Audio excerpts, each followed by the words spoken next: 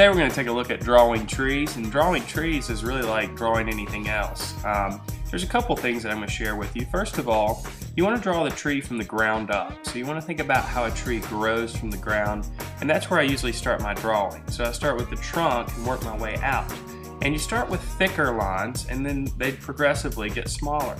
A common mistake I see people make when they're drawing trees is they make the branches not very organic. And what I mean by that is they don't let the lines kind of free flow out like a tree grows.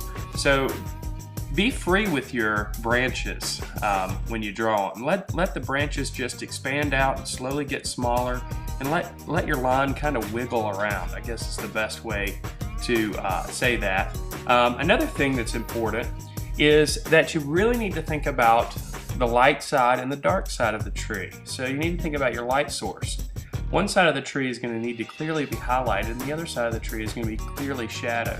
That'll help your tree look like it's three-dimensional.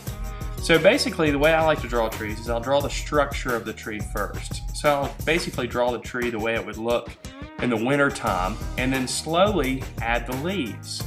Now, a lot of people also try to add each individual leaf and draw the shape, the outline for the leaf, and then maybe color it in. I'm a little bit looser than that.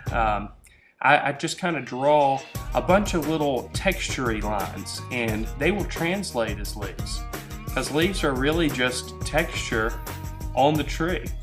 And the same thing's true with the leaves. You need to have a dark side and a light side. So as you can see, as this tree's starting to develop, I've defined a light side of the tree and a dark side of the tree. And progressively, I'm adding more and more leaves. And you can add as many leaves as you want, or you can let it be sometime in the fall or autumn where some of the leaves have fallen off. I'm also adding a little bit of a cast shadow on the ground. That also adds to the three-dimensional quality of the tree. So there's our first tree. Let's take a look at another tree. And in this case, I'm going backwards. I'm drawing the shape of the tree and then defining the trunk. So you kind of have to look at the shape of the tree and decide which way to approach it. Again, with this tree, I'm going to define the dark side and the light side of the tree, and I'm just going to create that shadow in that form by adding the value. Now, when I'm making the marks with the pencil, I'm trying to create the texture of the leaves on this tree. These leaves are really small and pointy type leaves. So the texture I'm creating are really small, pointy type lines. And again, I'll put that cast shadow underneath, and that helps define that tree. All right, we'll do one more tree here. And this time I'm starting with the trunk, and then I'm just going to go ahead and start making the texture of the leaves.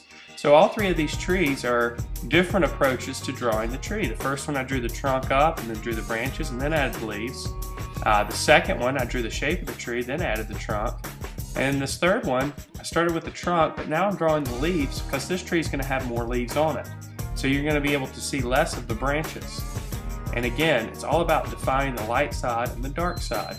And in this case, you can really see the difference between the light side and the dark side of the tree.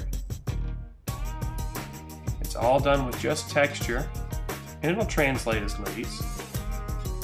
You know, one thing that might help you with this is if you kind of squint your eyes and see the tree a little bit blurry, those values will stand out, the dark values and the light values. So drawing trees doesn't have to be hard. You just draw what you see, be loose, define the texture, and define the light source.